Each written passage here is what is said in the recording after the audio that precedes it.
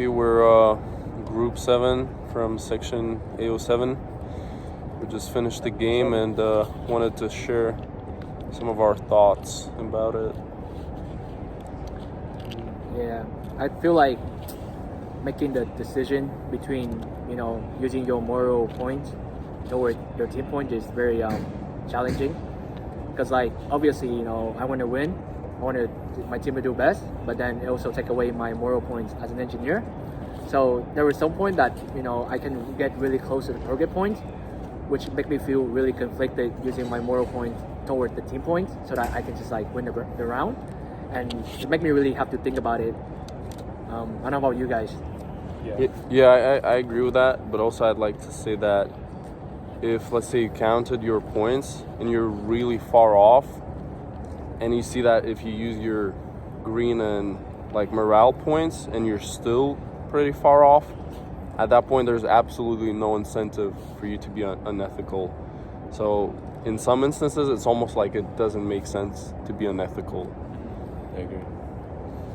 I think on the flip side as well, there are some assignments that you knew were almost an impossible task to meet without sacrificing your morality, and so it really made you consider whether it was worth achieving the success you wanted by throwing away your morality or just using whatever points you had initially. So that was definitely a challenge for me. Was like for example, the 100-point rounds, deciding if you really wanted to just go all in or just try to hold some of that back so that way you don't have long-term damage to your overall score.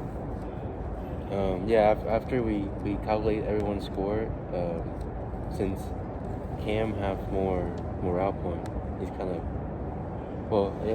less, right? I guess less morale point, and he was falling behind since he used all his morale points on the first round. A lot of the morale point in the first round. Yeah, I feel like generally it's very conflicted. Just thinking if you should really sacrifice your morale towards your team points, because for some cases it's come really close. Almost if you give up all your morale, you can literally get the exact score.